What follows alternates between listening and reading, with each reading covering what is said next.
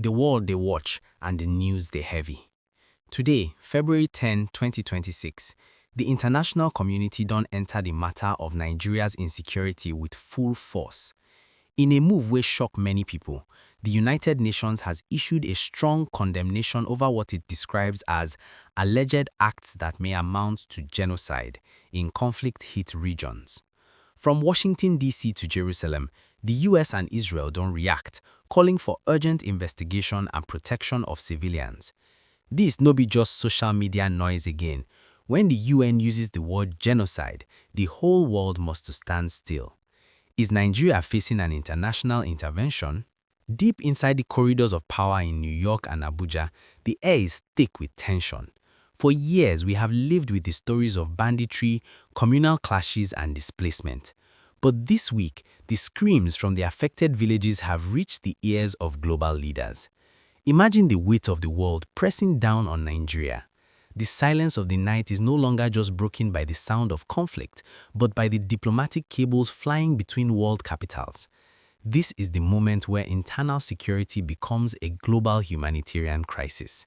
The worst has been alleged, and the eyes of history are focused on our land. The situation escalates after reports of sustained attacks on civilian communities reached a threshold where the international community no fit ignore again. Local accounts and humanitarian groups describe patterns of targeted violence which don't displace thousands of families. The UN human rights mechanisms moved into action, stating if these reports are verified, it could be classified as genocide, the most serious crime in international law. But it didn't end there. The United States acknowledged the UN's concerns, stressing that while Nigeria is a partner, stability cannot come at the cost of civilian lives. Even Israel, which usually keeps quiet on internal matters, expressed concern over the humanitarian access for those caught in the crossfire. The story is no longer about groups fighting groups. It is now about the state and the world debating the safety of every Nigerian. The narrative has shifted from domestic bigbe to a global accountability mission. The UN statement. The UN has not officially declared genocide, but has used the term alleged acts that may amount to genocide to trigger urgent independent investigations. The global response. The US has called for transparent investigations and restraint, emphasizing that Nigeria's global image and diplomatic aid are tied to its human rights record. The reality check. Social media is currently flooded with graphic imagery, but many experts once say many of these photos are unrelated or recycled from old conflicts. The core facts remain. Violence has increased, and international bodies are now monitoring the situation in real time. The key points recap. UN intervention. The United Nations has officially condemned the escalating violence and mentioned potential genocide. US/Israel reaction. Both nations have expressed concern, calling for civilian protection and humanitarian access. The G word. The term genocide is being used to highlight the severity of targeted attacks on specific communities. Diplomatic pressure. Nigeria faces increased scrutiny, which could affect international aid and economic confidence. The investigation. Fact-finding missions are being proposed to verify the claims on the ground. Let's explore the responsibility to protect, RO2. Under international law, if a government is unable or unwilling to protect its citizens from mass atrocities, the international community has a duty to intervene. The word genocide is a legal trigger. It doesn't just mean many people died. It means there is a specific intent to destroy a group based on their identity. In 2026, with satellite technology and real-time data, global powers can see patterns of displacement where we fit no see on the ground. This digital oversight is why the UN is moving faster than ever before. We've seen this before in places like Darfur, Rwanda, and Myanmar. In those cases, the world started with strong condemnations and ended with sanctions or peacekeeping forces. Nigeria is the giant of Africa, so a crisis here affects the whole continent's economy and security. The global community is reacting because they know that if Nigeria breaks, the ripple effect will hit Europe and America through massive migration and regional instability. The international humanitarian point. They argue that sovereignty is not a license to allow mass killings. If local authorities cannot stop the cycle of violence, then international intervention or monitoring is the only way to save lives. The national sovereignty point. Critics of the UN's move argue that this is diplomatic overreach. They believe Nigeria is fighting a complex asymmetric war and that global powers don't understand the local tensions. They fear, say, the genocide label will only embolden terrorists and destroy the country's image. The ripple effect of this global alarm is economic shivers. When the UN talks about genocide, foreign investors pack their bags. The naira fee drop because of uncertainty. For the average Nigerian, this means even higher prices for food and goods. Furthermore, it creates national anxiety. People start to fear for their future, leading to more brain drain as those with feet run start to look for visa. This is a psychological war as much as it is a security crisis. My people, this matter get weight.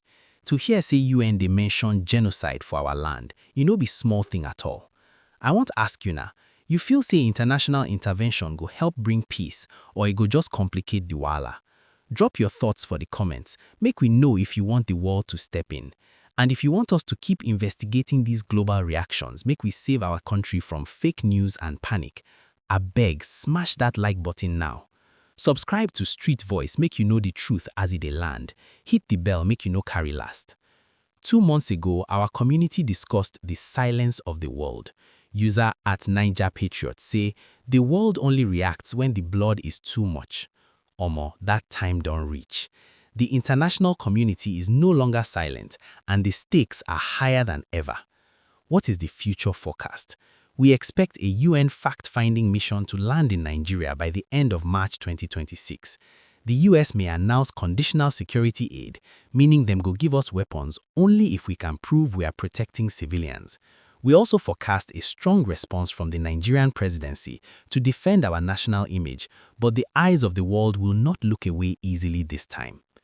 As we wrap up this global briefing, make we remember say life is sacred. Whether in a local gibe or global crisis, the most important thing is the safety of every Nigerian child and family. The UN don't talk, the US don't react, but the solution must start with us being one.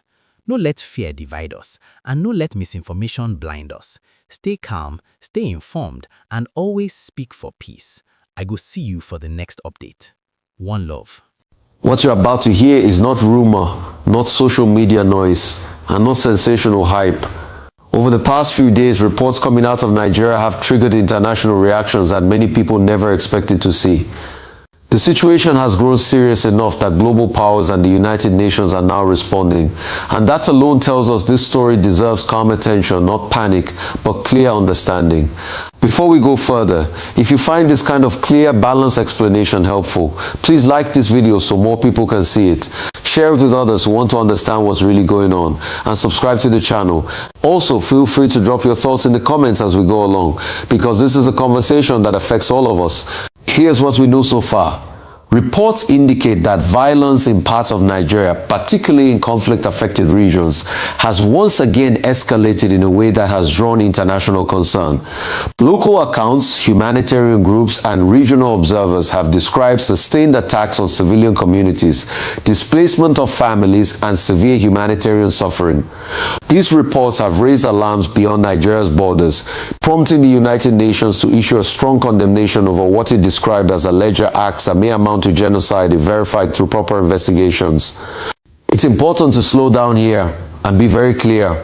The word genocide is one of the most serious terms in international law. It is not used lightly, and it does not automatically mean a final judgment has been made. In this case, the UN is responding to patterns described in reports, patterns involving targeted violence, repeated attacks on specific communities, and large-scale civilian harm. According to UN officials, these allegations require urgent investigation, protection of civilians, and accountability if the claims are confirmed. So how did this situation reach this level? For years, Nigeria has faced overlapping security challenges: insurgency, banditry, communal clashes, and extremist violence. In some areas, armed groups have exploited weak security presence, economic hardship, and local tensions. Over time, repeated cycles of violence have created deep mistrust between communities and authorities. When attacks continue without clear resolution, international bodies begin to view the situation not just as internal insecurity, but as a potential humanitarian crisis with global implications. In recent days, reports of intensified attacks and mass displacement appear to have crossed a threshold that caught the attention of the international community. Aid agencies have warned of worsening conditions, including shortages of food, medical care, and shelter. These warnings, combined with documented testimonies from affected residents, are part of what pushed the issue onto the UN's agenda. Now let's talk about the international reaction. The United States has acknowledged the UN's concerns and called for restraint, protection of civilians, and transparent investigations. US officials have emphasized that Nigeria remains a key regional partner, but they've also stressed that stability cannot come at the cost of civilian lives. Their position, based on public statements, is focused on accountability, humanitarian access, and long-term solutions rather than military escalation. Israel has also reacted, expressing concern over the humanitarian access and long-term solutions rather than military escalation. While Israel's direct involvement in Nigeria's internal affairs is limited, its response reflects a broader pattern of global attention. When allegations of mass civilian harm emerge, these reactions are diplomatic in nature, but they signal that Nigeria's situation is no longer being viewed as a purely domestic issue. The United Nations, through its human rights mechanisms, has taken the strongest stance so far. UN officials have stated that if investigations confirm the reported patterns, the international community may need to consider stronger measures to prevent further loss of life. Again, this does not mean conclusions have already been reached, but it does mean the situation is being treated with urgency. Why does this matter to Nigerians at home and abroad? First, international scrutiny can bring both pressure and support. On one hand, it can push authorities to act more decisively to protect civilians. On the other hand, it can affect Nigeria's global image, diplomatic relationships, and even economic confidence. Countries facing allegations of severe human rights abuses often experience increased monitoring, conditional aid, or policy shifts from international partners. Second, for ordinary Nigerians, this conversation is about safety, dignity, and the right to live without fear. When global institutions speak, it's often because local suffering has reached a level that cannot be ignored. Whether you live in the affected regions or far away, the consequences ripple outward through migration, economic strain, and national unity. It's also important to address misinformation at this point. Social media has been flooded with extreme claims, graphic imagery, and emotionally charged language. Some of these posts exaggerate, some misrepresent, and some mix unrelated events together. That's why careful language matters. What we have right now are allegations, serious ones, backed by concerning reports, but still requiring independent verification and investigation. Nigeria's government has previously stated that it is committed to fighting insecurity and protecting all citizens. How authorities respond to this movement through transparency, cooperation with investigators, and concrete action on the ground will likely shape what happens next. International partners are watching closely, but so are Nigerians who want real solutions, not just statements. Let's pause here for a moment, because this is heavy information. If you're finding value in this clear breakdown, please like the video, share it so others can hear a calm explanation instead of panic. Subscribe to the channel and comment with your thoughts. Do you think international attention will help improve the situation, or could it complicate things further? Looking ahead, several things are likely to happen. The UN may push for fact-finding missions or expand its humanitarian access. International partners may increase diplomatic engagement behind closed doors. Civil society groups will continue documenting events and advocating for victims. And within Nigeria, public pressure may grow for stronger accountability and better protection of vulnerable communities. This is not a moment for fear-mongering, and it's not a moment for silence either. It's a moment for facts, empathy, and responsible discussion.